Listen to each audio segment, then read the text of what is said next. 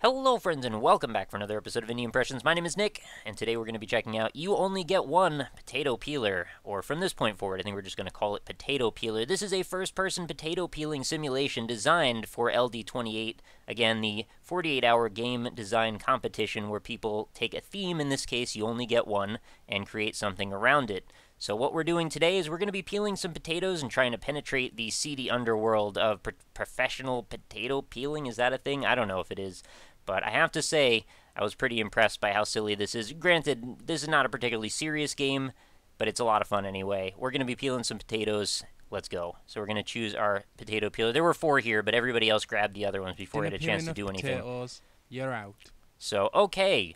You are paid to peel the potatoes. This is accomplished with the spacebar. When potato is done, pick up new potato with a click. If you're sloppy and peel too fast, you can cut yourself. We are not liable for work or death. If you know what is good for you, use bandage on hand with a click. If you do not peel enough potatoes, you are out. Now get to work. So this is a very angry man here. I believe this is the guy who gave us the potato peeler in the first place. And let's give it a shot. So we're going to get to work. So there's our first potato. We're going to hit spacebar. We got to find the right amount of spaces before the potato is peeled that we don't cut ourselves, and also do the job properly, quickly, and efficiently. And you can see I'm not the only one working here. I think we've got 2 competitors, at least 2, if not 3, because I know there were a total of 4 total potato peelers before we get started. And they're all toiling away at their own jobs. But we're going to try and outpace them, do our job a little bit better. It looks like we've got a cut here, so I'm going to bandage that up with a click. Little potatoes seem to also go faster than big potatoes. This kind of makes a lot of sense. So you have to judge the size of the potato with the amount of spacebar presses that you put in. And then we got another cut there, so let's bandage that back up. Get another one from the pile, and each time I finish one of these potatoes, I'm clicking again from the pile to get the next one. You can hear it dump down into the bucket below us, which is kind of a satisfying sound. I like the theme of this, and I like the fact that it's so kind of dingy and dark and sort of sad. Oh yeah, man. Oh. Is that all you can do? I didn't do very well, did I? What do you call that? My grandmother peels potatoes faster than you get out. So I guess I lost in this case, which is very unfortunate for me, but I kind of want to get back in there and try it again. There has to be a way for me to get through this. So there's all our credits in case you needed to see. And, of course, our 2 competitors here who are still toiling away. Why don't we start another one? Get one. Choose wisely. Yeah, I never get the other ones. Didn't peel enough potatoes. All right, let's get to work. That's a little one. I got to be kind of after this as fast as possible. Bandage, get another one. So it's kind of like a time management sim in a way, but you also have to be attentive.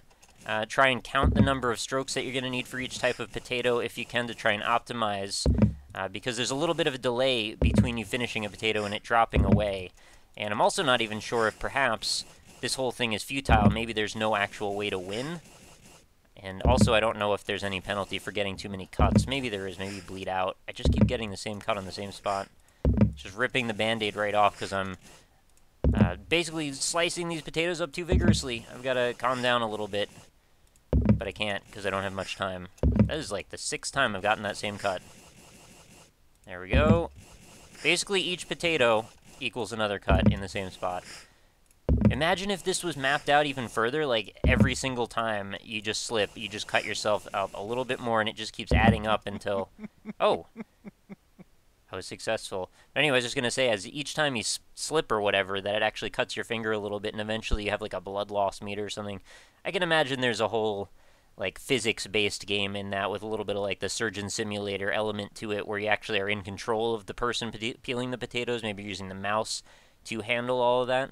So we're going to come back tomorrow and see if we can perhaps get above whatever the amount is, because it's kind of arbitrary. They don't really tell you how far along you are if you did a good enough job. But I certainly bled enough, I think, for this boss. So let's try again. Alright, we've already got our first cut. Maybe we don't want to get blood on the potatoes. You know, these are not blood potatoes, if there is such a thing. So we don't want to necessarily infect these potatoes with whatever biological agents happen to be spilling forth from our hand. I really enjoy that there's this, like, stain on your hand, too, from all the potatoes you've peeled. Although, you know, I wish it would be a little bit more satisfying if you're actually peeling the potato sort of realistically, where each stroke of the thing would actually cut off a little piece of it. Not that it necessarily needs to happen, but I feel like that would be kind of cool to, you know, increase the immersion in this case. And there's also not really any music in this, which I think actually works to serve to the game's benefit. It feels more natural that way, because there probably wouldn't be music, just people grunting in the dark and being quiet and sad about their potato peeling job. But, you know, it's got to get done. They do have machines to do it, but sometimes machines just aren't available at the time, so we got to do what we can here. I don't know what we're making. Oh, we did it again. We were successful here.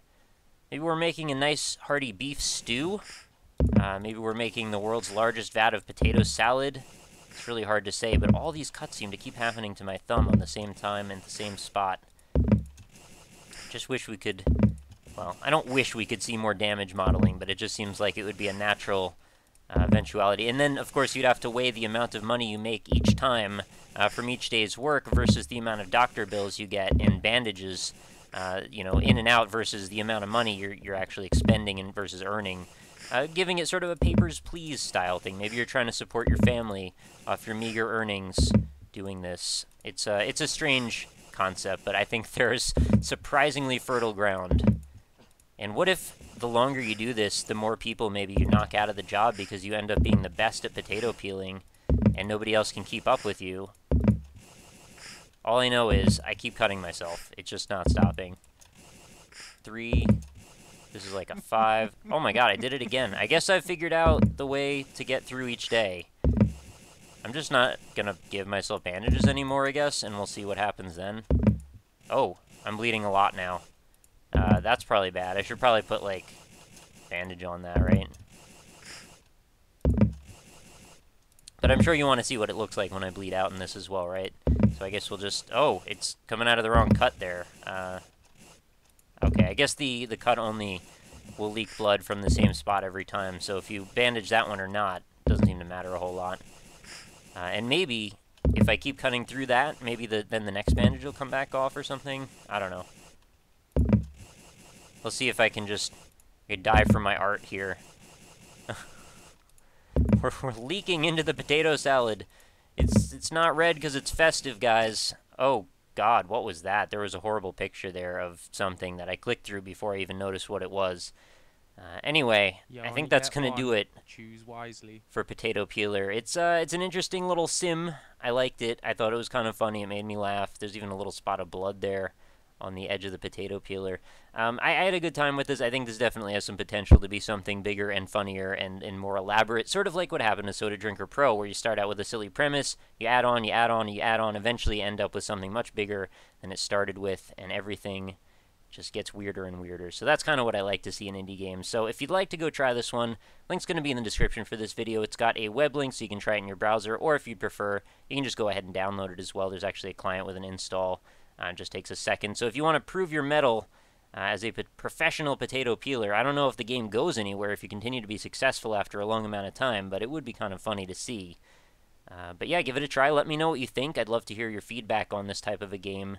And of course, be sure to come back again tomorrow. Also, before you go, feel free to check through the description. There's other stuff in there too. There's social media links if you want to check out my Twitter, my Facebook, my website, of course, indie-impressions.com. Give it a look. There's over 600 other games I've done videos on. And then come on back again tomorrow. We do a new episode every single day.